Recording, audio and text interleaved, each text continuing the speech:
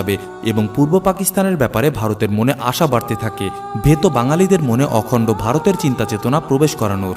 পর্দার আড়ালে এবং সামনে একের পর এক শত্রুতা চলতেই থাকে, কিন্তু পাকিস্তানের সামনে ভারত কোনোভাবেই পেরে উঠছিল না। ব্রিটিশ শাসনাধীন গোয়েন্দা সংস্থার শ্রেষ্ঠ মাথা গোলাম মোহাম্মদ ভারতীয় গোয়েন্দা দপ্তর ছেড়ে পাকিস্তান চলে যান এবং ভারতকে প্রতিহত করার জন্য পাকিস্তান গোয়েন্দা দপ্তর ঢেলে সাজাতে শুরু করেন।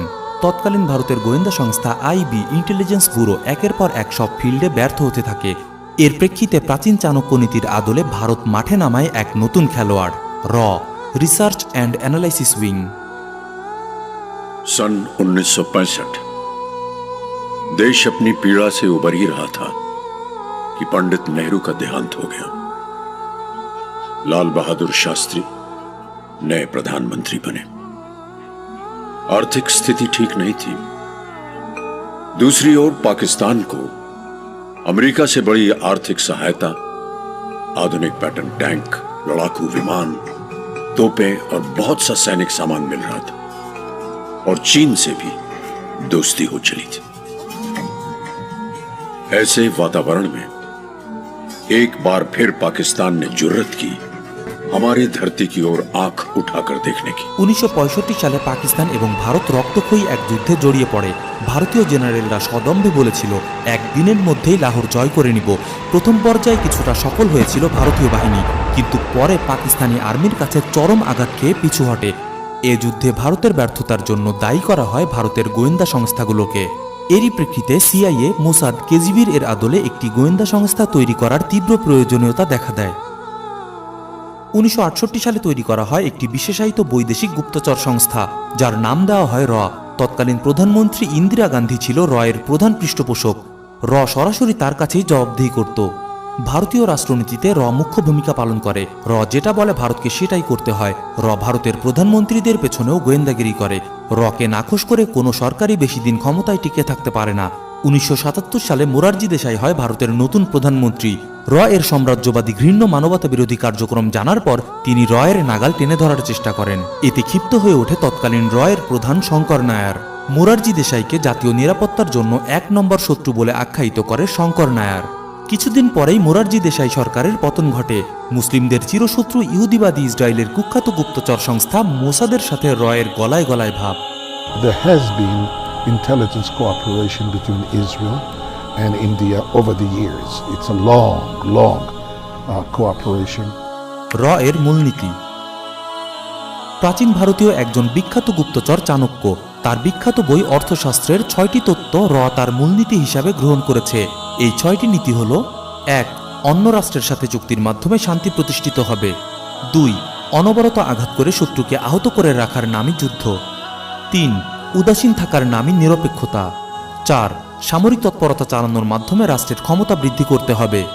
5. অন্যকে নিজের কাছে আশ্রয় ও নিরাপত্তা চাইতে বাধ্য করার নামই হচ্ছে মিত্রতা। 6. একজনের সাথে শান্তি ও অন্যজনের সাথে যুদ্ধের নামই হচ্ছে দ্বৈতনীতি। ভারতের বিখ্যাত প্রধানমন্ত্রী নেহেরু, ইন্দিরা গান্ধী, রাজীব গান্ধী, নরসিমা রাও সবাই এই চাণক্য নীতি অক্ষরে অক্ষরে অনুসরণ করেছে। এই চাণক্য নীতি সবচেয়ে বেশি অনুসরণ করা হয়েছে বাংলাদেশ, নেপাল এবং শ্রীলঙ্কার মতো দুর্বল প্রতিবেশীর সাথে। র এর লক্ষ্য উদ্দেশ্য: 1. ভারত মহাসাগর সহ সমগ্র উপমহাদেশে হিন্দুত্ববাদী ভারতের সামরিক, রাজনৈতিক, অর্থনৈতিক ও সাংস্কৃতিক প্রভাব বিস্তার করা। 2. অখণ্ড ভারত মাতার কল্পনা বিলাসকে বাস্তবে রূপ দিয়ে বিশ্বশক্তি হিসাবে আবির্ভূত হওয়া।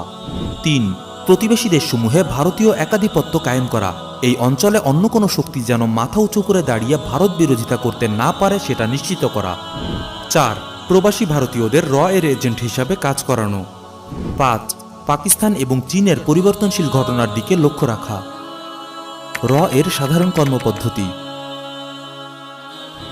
That is essentially the attempt to tell the reader how the real world of espionage works, and it is not what we normally see in novels even or on the screen or on TV. র এর একজন কর্মকর্তার মতে মুচি থেকে শুরু করে nuclear scientist সব রকমের এজেন্ট আছে রতে। র সবসময় আড়ালে থেকে কাজ করে। 1990 সালে ভারতীয় সাংসদ শ্রী যশবন্ত সিং বলেছিল, র এর সবকিছু এতই গোপনীয় যে আমার মনে দৃঢ় সন্দেহ এ এজেন্সি সম্পর্কে সরকারও ভালোভাবে কিছু অবগত আছেন কিনা। ভারতীয় সাংবাদিক অশোক রায়না রচিত ইনসাইড র বইটি ভারতীয় গুপ্তচর সংস্থাটির উপরে একটি প্রামাণ্য গ্রন্থ। এই বইসহ পত্রপত্রিকায় প্রকাশিত বিভিন্ন প্রতিবেদন থেকে জানা যায়, ১. র বিদেশে ভারতীয় দূতাবাসের ছদ্মবরণে কূটনৈতিক সুবিধাকে পরিপূর্ণ কাজে লাগিয়ে নির্বিঘ্নে গুপ্তচর বৃত্তি পরিচালনা করে। ২.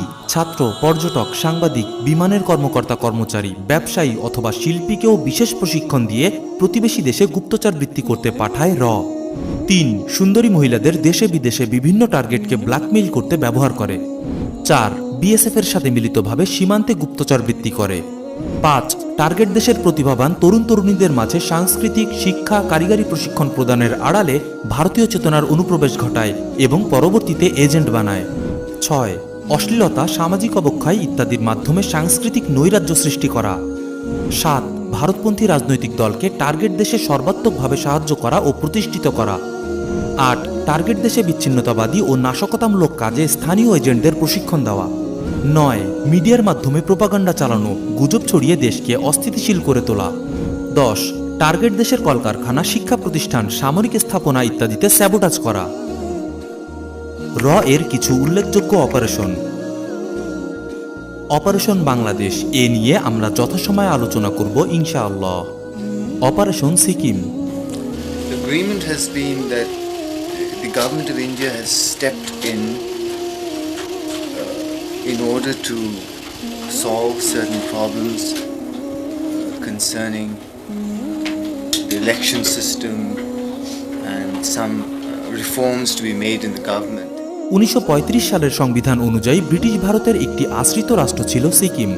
1947 সালে ব্রিটিশরা ভারতীয় উপমহাদেশ থেকে চলে যায়। ভারতের সাথে যুক্ত হতে ইচ্ছুক কিনা এই প্রশ্ন নিয়ে গণভোট হয় সিকিমে। সিকিমের জনগণ এই প্রস্তাব প্রত্যাখ্যান করে, কিন্তু এর 30 বছরের মধ্যেই সিকিম ভারতের অংশ হয়ে যায়। ভারতের জেমস বন্ড বা ব্যোমকেশ বক্সি হিসাবে খ্যাত র এর এজেন্ট অজিত দোভাল সহ অনেক এজেন্ট সিকিমে আনাগোনা শুরু করে। সাহায্য করার নামে র বিভিন্ন কূটচাল চেলে সিকিমকে অস্থিতিশীল করে তোলে। রকে সিকিম দখল করতে সাহায্য করে বিশ্বাসঘাতক লেন্দুব দর্জি। 71-এর অপারেশন বাংলাদেশ থেকে আত্মবিশ্বাসী হয়ে 1975 সালের 6 এপ্রিল অস্থিতিশীল পরিস্থিতি শান্ত করার অজুহাতে ভারতীয় বাহিনী সিকিমে প্রবেশ করে। 1975 সালের 26 এপ্রিল সিকিম ভারতের 22তম প্রদেশ হিসাবে স্বীকৃতি পায়। এভাবেই বিশ্ববাসীর চোখের সামনে সিকিম দখল করে নেয় ভারত। অপারেশন পোমালাই। 1980-এর দশকে শ্রীলঙ্কা মাথা উঁচু করে দাঁড়াতে চাচ্ছিল। এ সময় ভারতের তৎকালীন প্রধানমন্ত্রী রাজীব গান্ধী র এর রামেশ্বর কাউকে নির্দেশ দেয় শ্রীলঙ্কার বিদ্রোহী তামিল টাইগারদের অস্ত্র, গোলাবারুদ, প্রশিক্ষণ, টাকা পয়সা দিয়ে সাহায্য করতে। এর মাধ্যমে শ্রীলঙ্কা সরকারকে উচিত শিক্ষা দেয়া যাবে। র রাজীব গান্ধীর নির্দেশ অক্ষরে অক্ষরে মেনে চলে। 1987 সালে র শ্রীলঙ্কাকে বাধ্য করে ভারতের সাথে চুক্তি করতে। এরপর কূটচাল চেলে চুক্তির শর্ত অনুযায়ী অতি দ্রুত ইন্ডিয়ান পিস কিপিং ফোর্স বা IPKF প্রবেশ করে শ্রীলঙ্কার মাটিতে। মাথা উঁচু করতে চাওয়া শ্রীলঙ্কাকে দাবিয়ে দেওয়া হয়। On the first day itself, 24 IAF planes transported 2 Indian Army battalions of the IPKF to Sri Lanka. Within 7 days, an entire brigade of the Indian Army was in Sri Lanka. And in 30 days, it had become an entire division. 1989 সালে Nepal China থেকে কিছু অস্ত্র কিনতে চাইলে ভারত নেপালের সাথে তার 15টি transit বন্ধ করে দেয়, যার ফলে নেপাল বাধ্য হয় ভারতের ইচ্ছার কাছে নতি স্বীকার করতে। একইভাবে কিছুদিন আগে চায়না থেকে বাংলাদেশের সাবমেরিন কেনার বিষয়টিও ভালোভাবে নেয়নি ভারত। প্রিয় দর্শক, কোনো ইঙ্গিত পাচ্ছেন কি? না পেলেও সমস্যা নেই, আগামী পর্বগুলোতে এগুলোই তুলে ধরব ইনশাআল্লাহ। ভারতীয় সাম্রাজ্যবাদ প্রতিষ্ঠার জন্য একের পর এক ন্যাক্কারজনক কাজ করে চলেছে র এর অন্যতম উদ্দেশ্য হচ্ছে ভারতের প্রতিবেশী রাষ্ট্রগুলোর উপর দাদাগিরি করা। চাণক্য নীতি অনুসারে এসব প্রতিবেশী রাষ্ট্রকে সকল দিক থেকে এমন জালে পেঁচিয়ে রাখা যেন তারা সব সময় ভারতের সামনে নতজানু হয়ে থাকে। No, you will never get to know good spies. We don't want to talk about them. We don't want to talk about our successes because these are all related to our neighborhood, essentially. So we unfortunately get known by our failures. তাহলে এবার প্রশ্ন করা দরকার, বাংলাদেশে র এর কোনো স্বার্থ আছে কি? বাংলাদেশে কি র এর কোনো উপস্থিতি আছে? চলুন দেখে নেওয়া যাক এ ব্যাপারে বাস্তবতা কি। গোয়েন্দা বিশ্লেষকদের দৃষ্টিতে বাংলাদেশ বিরোধী র তৎপরতা নামে 2000 সালের অক্টোবর মাসে দৈনিক ইনকিলাবে একটি ধারাবাহিক প্রতিবেদন প্রকাশ করা হয়। তার উল্লেখযোগ্য কিছু এখানে তুলে ধরা হলো। সকল স্তরেই র এর ক্রমাগত থাবা বিস্তার করে চলেছে। বাংলাদেশে ভারতের লক্ষ্য সর্বব্যাপী, তাই অন্যান্য গুপ্তচর সংস্থা থেকে র এর তৎপরতা অনেক অনেক বেশি। ব্রিগেডিয়ার অবসরপ্রাপ্ত আমিনুল হক, বীর উত্তম, সাবেক মহাপরিচালক NSI। র সর্বপ্রথম অনুপ্রবেশ করেছে সংস্কৃতির মায়াবী পথ ধরে, তারপরে ক্রমশ শাখা প্রশাখা বিস্তার করেছে শিক্ষাঙ্গনে, কালক্রমে তার ব্যাপ্তি এবং প্রসার ঘটিয়েছে আমাদের রাজনৈতিক এবং অর্থনৈতিক প্রাঙ্গণে। অবসরপ্রাপ্ত মেজর জেনারেল MA মতিন, বীর প্রতীক, PSC, সাবেক মহাপরিচালক DGFI। র এর দিক নির্দেশনা অনুযায়ী ইসলামপন্থীদের স্বাধীনতা বিরোধী শক্তি হিসাবে চিহ্নিত করা হচ্ছে। অবসরপ্রাপ্ত major general MA Halim, PSC, সাবেক মহাপরিচালক DGFI। বাংলাদেশে র এর লক্ষ্য উদ্দেশ্য এবং চক্রান্ত নিয়ে দেশের সর্বোচ্চ দুটি গোয়েন্দা সংস্থার সাবেক মহাপরিচালকদের মন্তব্য আপনারা জানলেন। প্রিয় দর্শক, অপারেশন বাংলাদেশ সম্পর্কে